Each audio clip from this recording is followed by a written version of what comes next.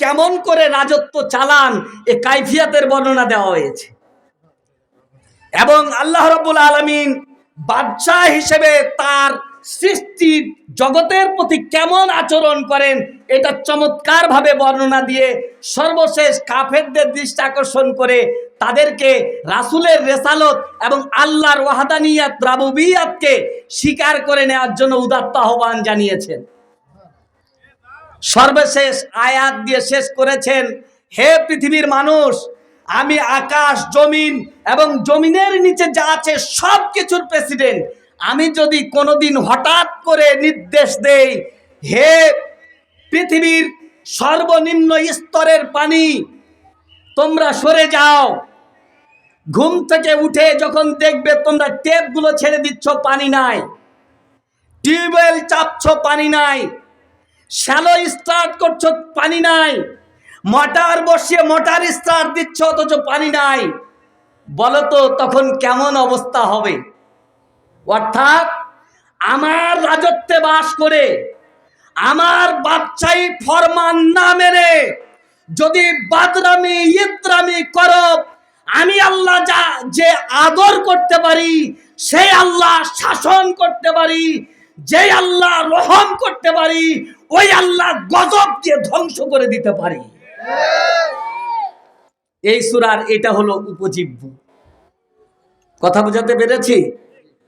চলুন যে আয়াত কয়টা তিলাওয়াত করেছি এটার সরল অনুবাদ করে দেই। পড়ুন, আউযু বিল্লাহি মিনাশ শাইতানির রাজীম।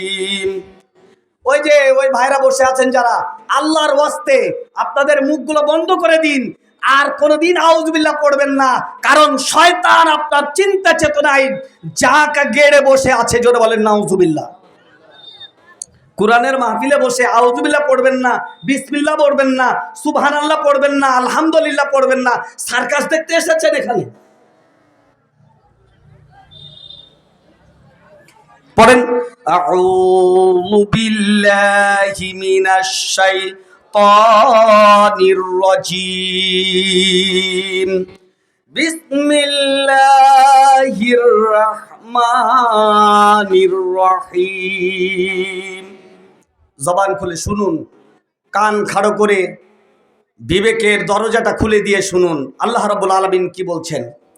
তাবারাকাল্লাযী বিয়াদিহিল মুলক, ওই আল্লাহ সমস্ত বরকতের আধার, যে আল্লাহর হাতের মুঠিতে পৃথিবীর সমস্ত শাসন, কর্তৃত্ব এবং সার্বভৌম ক্ষমতা। সুবহানাল্লাহ। ওয়া হুয়া আলা কুল্লি শাইইন কাদির, আল্লাহর সার্বভৌম ক্ষমতায় ভাগ বসানোর অধিকার কারণে তিনি একচ্ছত্র ক্ষমতার মালিক সকল বিষয়ে। সুবহানাল্লাহ। আল্লাযী খালাকাল মাউতা ওয়াল হায়াতা, যে আল্লাহ রাব্বুল আলামিন, হে পৃথিবীর মানুষ, তোমাদের জন্য আগে মৃত্যু সৃষ্টি করেছেন, তারপর তোমাদের জীবন সৃষ্টি করেছেন। এজন্যই যে লিয়াবলুয়াকুম আইয়ুকুম আহসানু আমালা, যেন আল্লাহ রাব্বুল আলামিন পরীক্ষা কেন্দ্র এই দুনিয়ার জমিনে তোমাদেরকে ছেড়ে দেওয়ার পর অসংখ্য নবী রাসূল দিয়ে তোমাদের মাঝে হেদায়েত, রিসালাত, দ্বীনের দাওয়াত, প্রচার প্রসারের পর তিনি দেখে নিতে চান তোমাদের মধ্যে কারা কারা ভালো আমল করে আল্লাহর কাছে আসতে পারে। ওয়া হুয়াল আজিজুল গাফুর, আর সেই আল্লাহ রাব্বুল আলামিন মহাপরাক্রান্ত এবং মহান ক্ষমাশীল। আল্লাযী খালাকা সাবআ সামাওয়াতিন, যে আল্লাহ রাব্বুল আলামিন 7টি স্তরে বিন্যস্ত করে আসমানকে সৃষ্টি করেছেন। আল্লাযী খালাকা সাবআ সামাওয়াতিন তিবাকা মা তারা ফি খালকির রহমান মিন তাফাউত ওহে পৃথিবীর মানুষ, যারা নিজেদের জ্ঞানের বড়াই করো, নিজেদেরকে সৌরবিজ্ঞানী মনে করো, নিজেদেরকে শ্রেষ্ঠ পদার্থ বিজ্ঞানী মনে করো, পৃথিবীর ওহে মানুষেরা যারা নিজেদেরকে পৃথিবীর সবচেয়ে বড় কেমিস্ট মনে করো, রসায়নবিদ মনে করো, হে পৃথিবীর মানুষ, তোমরা যারা দূরবীক্ষণ অনুবীক্ষণ যন্ত্রের আবিষ্কার বলে গৌরব ফাটাও, তোমরা দেখো তো আমার এ সুবিশাল রাজত্বে যা কিছু আমি সৃষ্টি করেছি তার মধ্যে কোনো অসামঞ্জস্য, কোনো কিছু ত্রুটি খুঁজে পাও নাকি? ফারজিল বাসারা, একবার দেখে পাচ্ছ না, দুইবার দেখো, তিনবার দেখো, বারবার দেখো, আমার এই সুবিশাল সাম্রাজ্যে তোমাদের কল্যাণে যা কিছু সৃষ্টি করেছি, কোনো কিছুর মধ্যে কোনো অসঙ্গতি আছে নাকি, কোনো ত্রুটি আছে নাকি, কোনো ভুল আছে নাকি, একটু খুঁজে দেখা। হাল তারা মিন ফুতুর, বারবার দেখে দেখে, বারবার পরীক্ষা করে করে বলো তো কোনো অসঙ্গতি খুঁজে পেয়েছো নাকি? সুবহানাল্লাহ, সুবহানাল্লাহ।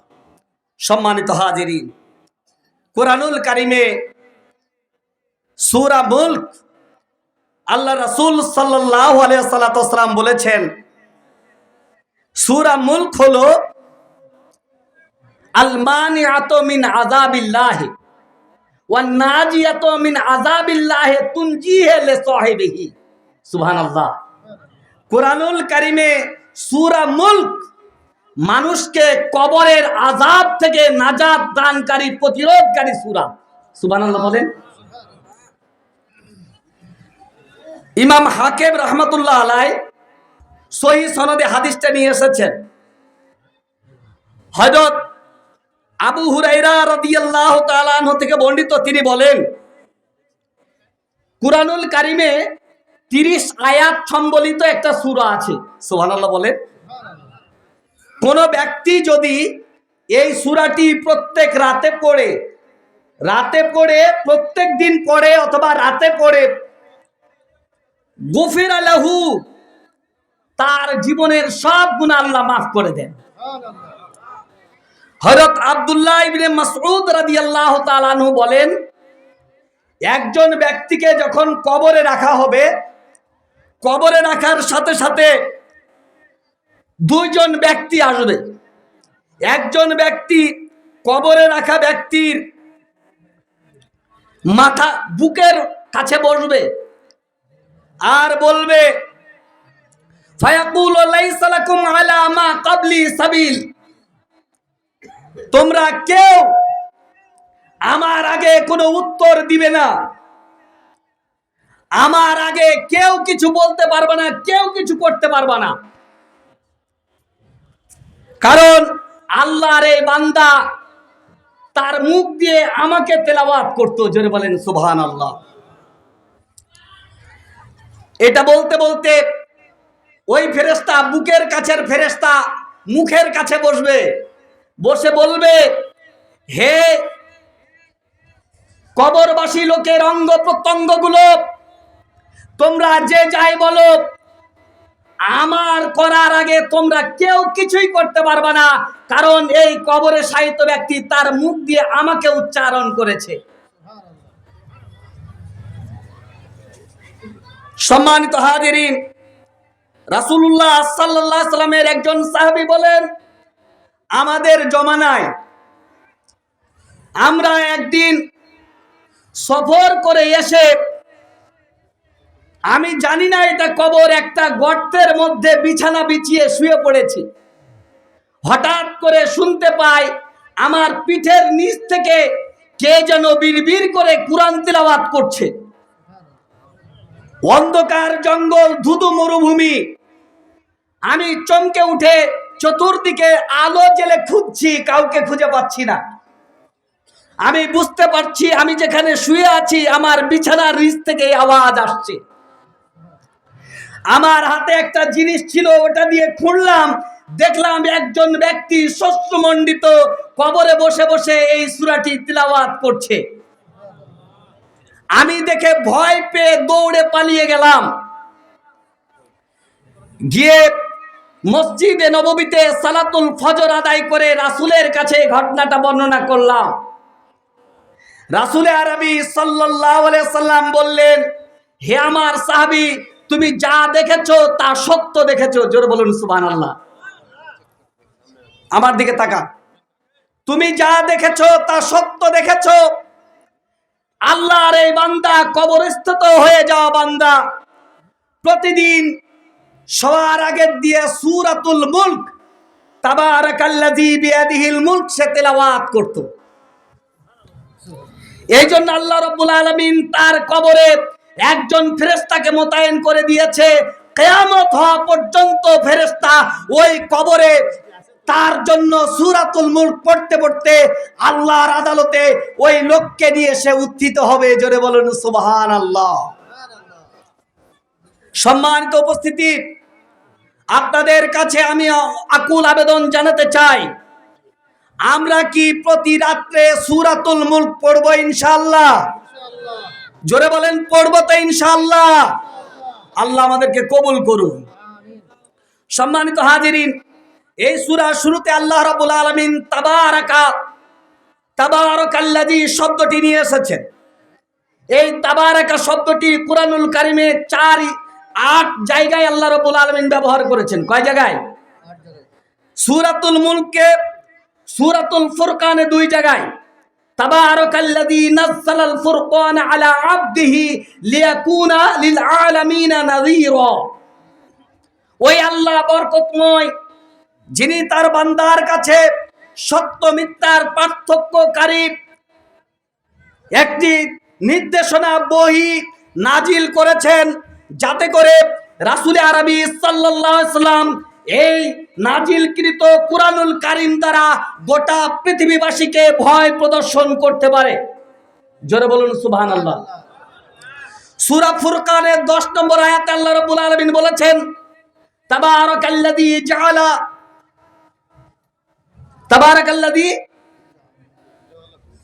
জাআলা ফিস সামাই বুরুজাও ওয়া জাআলা ফিহা সিরাজাও ওয়া কমারাম মুনীরা। এমনি করে সূরা গাফিরের 64 নম্বর আয়াতে আল্লাহ রাব্বুল আলামিন বলেছেন। সূরা আর রহমানের 78 নম্বরে আল্লাহ রাব্বুল আলামিন বলেন, তাবারাকাসমু রাব্বিকা যিল জালালি ওয়াল ইকরাম।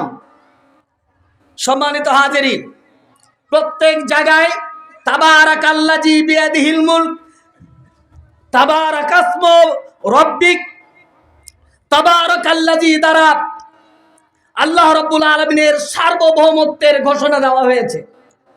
সুতরাং এ পৃথিবীর মানুষ, এ পৃথিবীর শাসনকর্তা, তোমরা যারা পৃথিবী পরিচালনা করার জন্য, কোন দেশ পরিচালনা করার জন্য, কোন বিভাগ পরিচালনা করার জন্য, কোন ডিস্ট্রিক্ট পরিচালনা করার জন্য দায়িত্ব নিয়ে কোন সংবিধান রচনা করবে, সেই সংবিধানে এ কথাই থাকতে হবে, সার্বভৌম ক্ষমতার মালিক আল্লাহ। আল্লাহ আমাদের তৌফিক দান করুন। তারপরে আল্লাহ রাব্বুল আলামিন আল মুলক কথাটি নিয়ে এসেছেন কোরআনুল কারীমে 119 জায়গায়। কত জায়গায়? 119 জায়গায় আল্লাহ রাব্বুল আলামিন এই মুলক শব্দটি ব্যবহার করেছেন। কত জায়গায়? আর প্রত্যেক জায়গায় শাসন, কর্তৃত্ব, আধিপত্য, সার্বভৌমত্বের একচ্ছত্র মালিক হিসেবে আল্লাহ রাব্বুল আলামিন নিজেকে বুঝিয়েছেন। সুবহানাল্লাহ বলেন। যেমন দেখুন সূরা ফাতিহার মধ্যে আল্লাহ রাব্বুল আলামিন বলেছেন মালিকি ইয়াউমিদ্দিন। কি বলেছেন? এই মালিক শব্দ থেকে মুলক শব্দের উৎপত্তি। এই মালিক আর মুলক, মালিক হলো রাজা, বাদশা, প্রেসিডেন্ট, আর মুলক হলো তার অধীনস্থ, তার হস্তগত রাজ্য। জোরে বলুন সুবহানাল্লাহ। সূরা হাক্কা 17 নম্বর আয়াত, সূরা আল মাআরিজ 30 নম্বর আয়াত, সূরা আল জিন 21 নম্বর আয়াত, সূরা ইনসান 20 নম্বর আয়াত, সূরা নাবা 37 নম্বর আয়াত, সূরা ইনফিতার 19 নম্বর আয়াত, সূরা বুরুজ 9 নম্বর আয়াত। এমনি করে কুরআনুল কারিমে আল্লাহ রাব্বুল আলামিন 119 জায়গায় তার সার্বভৌমত্ব, রাজত্ব, শাসন, কর্তৃত্ব, আধিপত্যের কথা ঘোষণা করেছেন। সুতরাং এই পৃথিবী সৃষ্টি যার, এই পৃথিবীতে আইন চলবে তার, কথা বলেন ঠিক কি না? এই কথাই আল্লাহ রাব্বুল আলামিন বলেছেন, আলা লাহুল আমর ওয়াল খালক ফাতাবারাকাল্লাহু আহসানুল খালিকিন। জোরে বলুন সুবহানাল্লাহ। সম্মানিত হাজিরিন, তারপরে আল্লাহ রাব্বুল আলামিন তার সার্বভৌম ক্ষমতার মালিকের কথা তিনি ঘোষণা করেছেন, ওহু আলা কুল্লি শাইইন কাদির। এই কাদির শব্দটি কুরআনুল কারিমে 200 বেশি জায়গায় আল্লাহ রাব্বুল আলামিন উল্লেখ করেছেন। এই কাদির শব্দ দ্বারা আল্লাহ রাব্বুল আলামিন নিজেকে এমন ক্ষমতাবান হিসেবে প্রমাণ করেছেন, যার ক্ষমতা, যার কর্তৃত্বে অন্য কারো কোনো শরিকানা নাই। জোরে বলুন সুবহানাল্লাহ।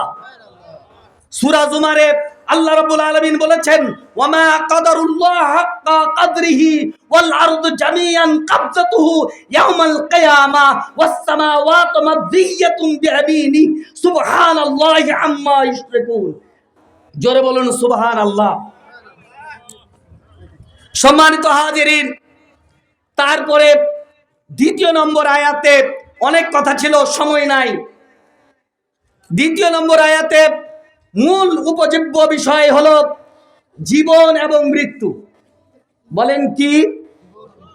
জীবন এবং, আচ্ছা, মৃত্যুকে কে কে আমরা বিশ্বাস করি না, তারা 2 হাত তুলে দেখান তো। মৃত্যুকে বিশ্বাস করি না এরকম কেউ আছেন?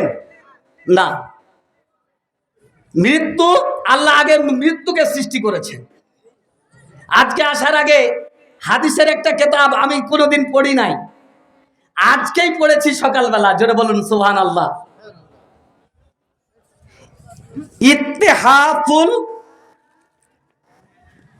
ইত্তেহাফুল খায়রুল মাহরা মিন আসানিদিল উশরা। সুবহানাল্লাহ সুবহানাল্লাহিল আযীম। আজীব একটা হাদিসের কিতাব।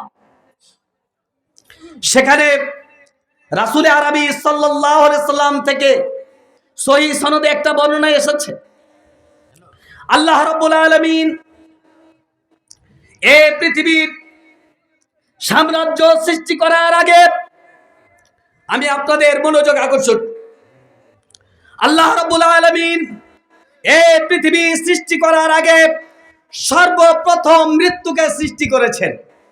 কাকে সৃষ্টি করেছেন? ৭৪,০০০ এরকম আরসিসি পিলার দিয়ে, তার উপরে আরশ দিয়ে, একটা সিংহাসন দিয়ে মৃত্যুকে ওখানে বসিয়ে রেখেছেন।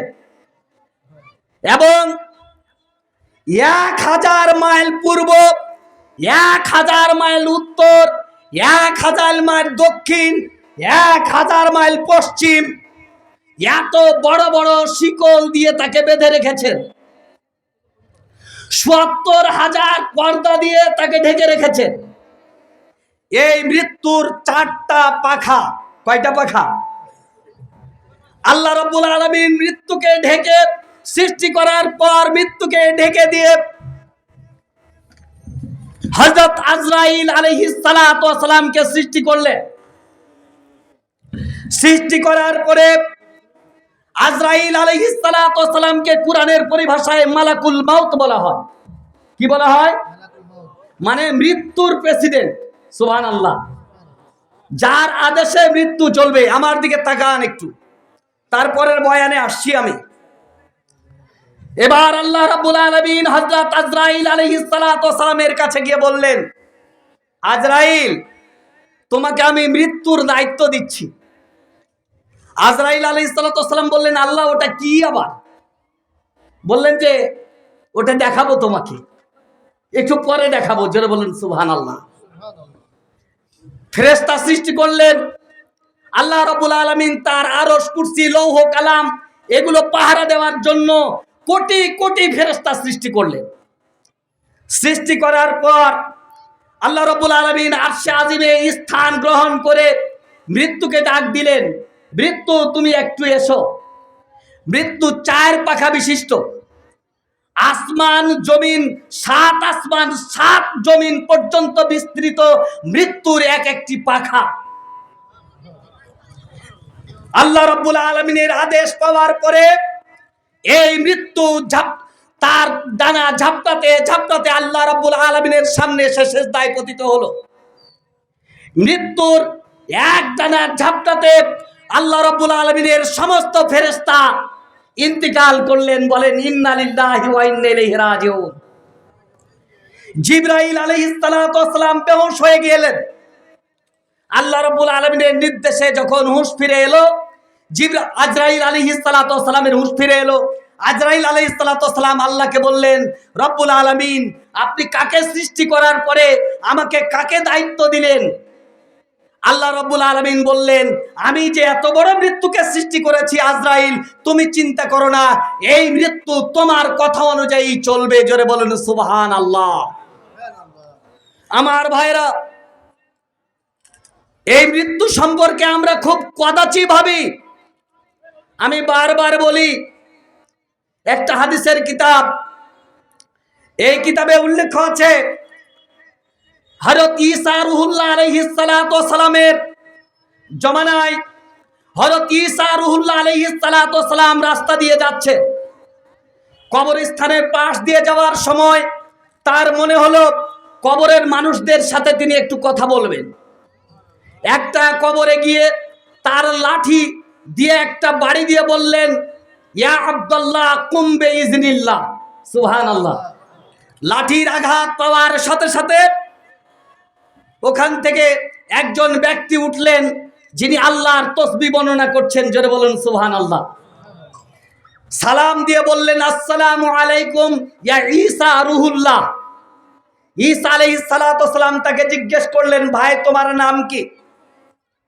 ঈসা রূহুল্লাহকে বললেন, আমি সাম ইবনে নূহ আলাইহিস সালাতু ওয়াস সালাম 4000 বছর আগে এই কবরে আমি সমাহিত হয়েছি।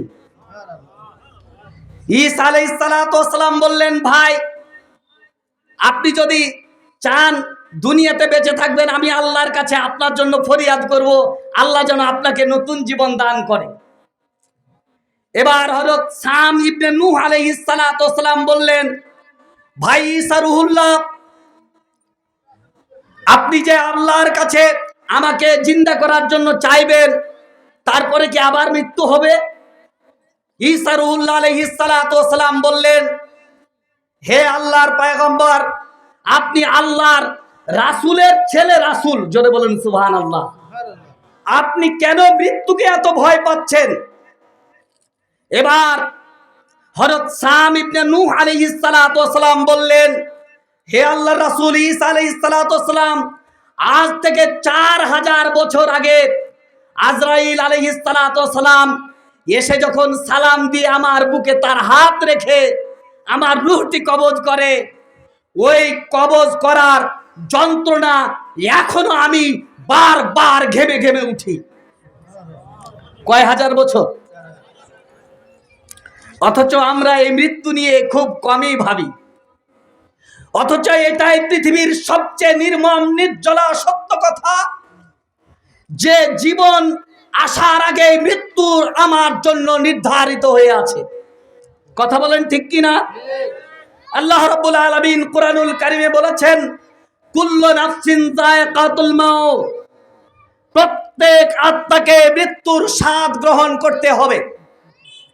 আমার প্রিয় ভাইরা, আমার সম্মানিত উপস্থিতি, আপনাদের কাছে করজোড় করে নিবেদন করতে চাই, আমরা কি মৃত্যুকে স্মরণ করতে চাই কিনা? আমরা কি আখিরাতের প্রস্তুতি নিতে চাই কিনা?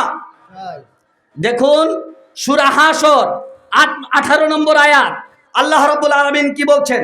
বিসমিল্লাহির রহমানির রহিম, ইয়া আইয়ুহাল্লাযীনা আমানুত্তাকুল্লাহ ওয়াল তানজুর নাফসুম মা কদ্দামাত লিগাদ ওয়াত্তাকুল্লাহ ইন্নাল্লাহা খাবীরুম বিমা তা'মালুন।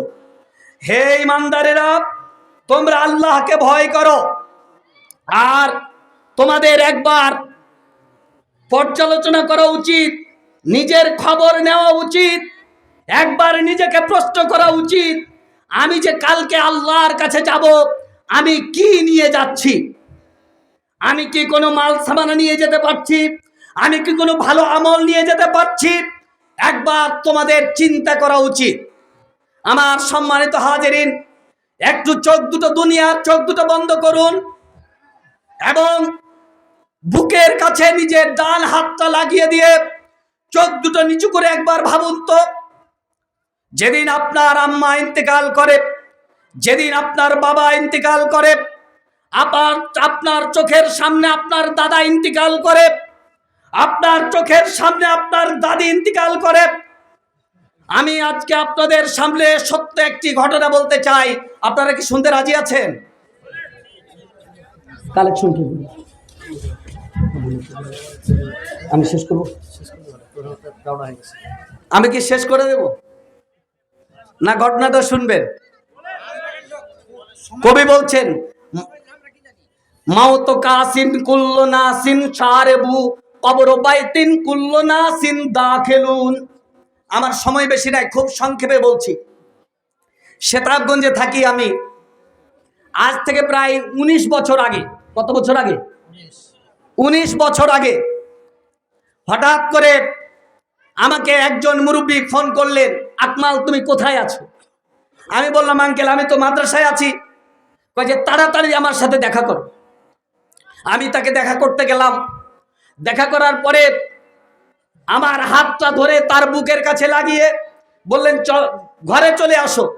দেখলাম উনি শয্যাশায়ী, বিছানায় উঠতে পারেন না, অথচ উনি এমন তাপড়ধারী লোক ছিলেন, এক সময় যদি বলতেন সূর্য পূর্ব দিকে নয় পশ্চিম দিকে উঠেছে, সেতাবগঞ্জের মানুষ সেটাই মেনে নিত।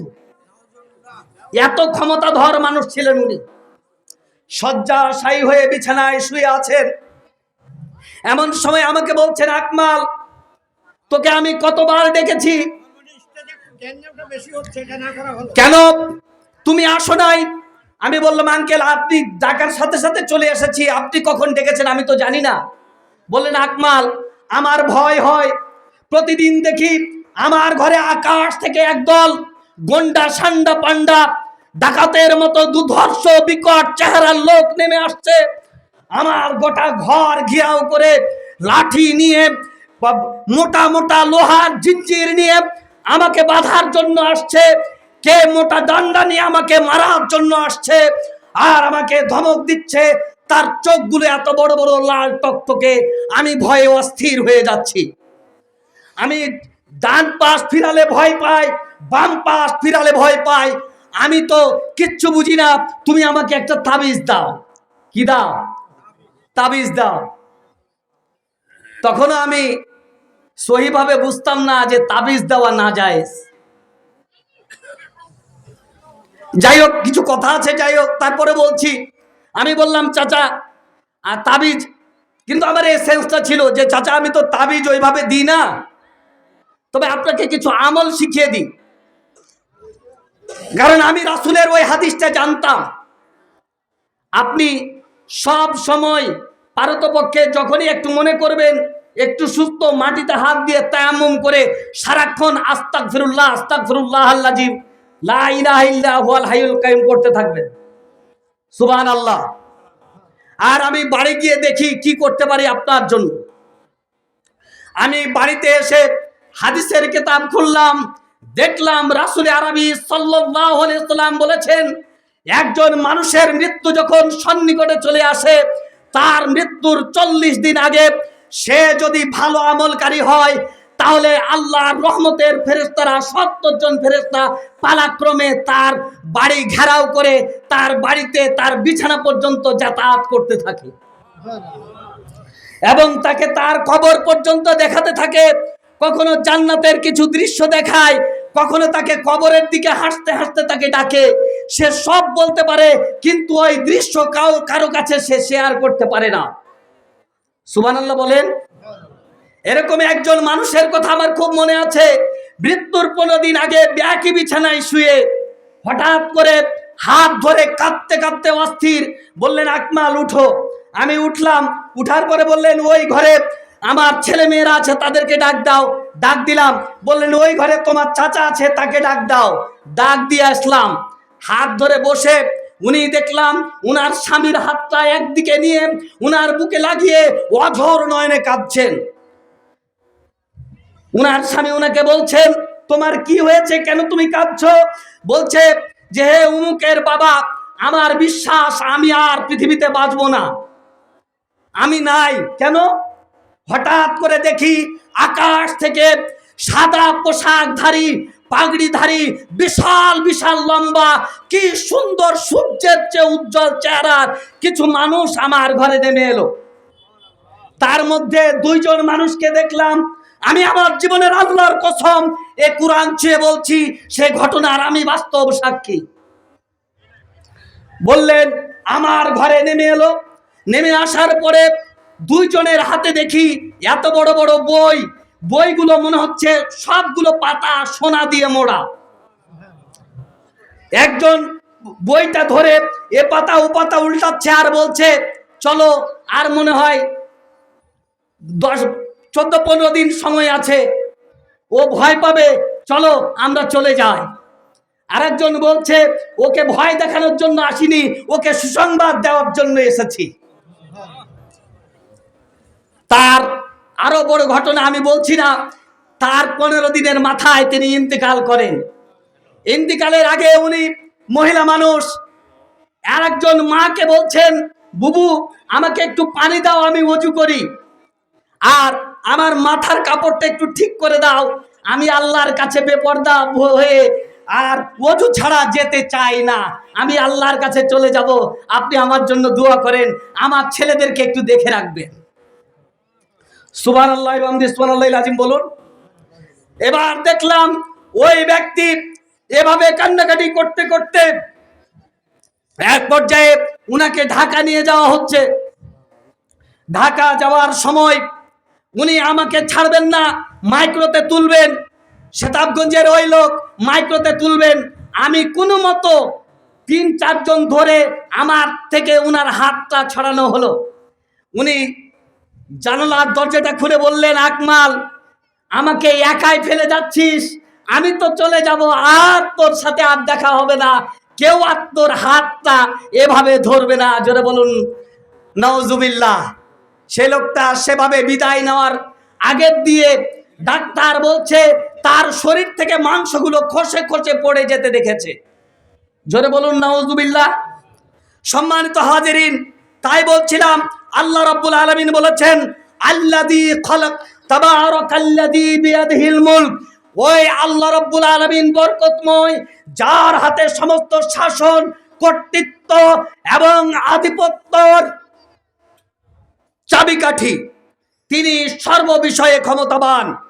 তিনি আল্লাহ তোমাদের মৃত্যু এবং জীবনকে সৃষ্টি করেছেন এজন্যই যে তোমাদের মধ্যে কারা কারা ভালো আমল নিয়ে আল্লাহর কাছে আসতে পারে, এটা তিনি পরীক্ষা করে দেখতে চান। আল্লাহ রাব্বুল আলামিন মহাপরাক্রমশালী এবং ক্ষমা সুন্দর দৃষ্টিতে সবাইকে মাফ করে দেন, ক্ষমাশীল। সম্মানিত হাজিরিন, আমরা কে কে মারা যাব না? দুহাত তুলুন তো। সবাই মারা যাব।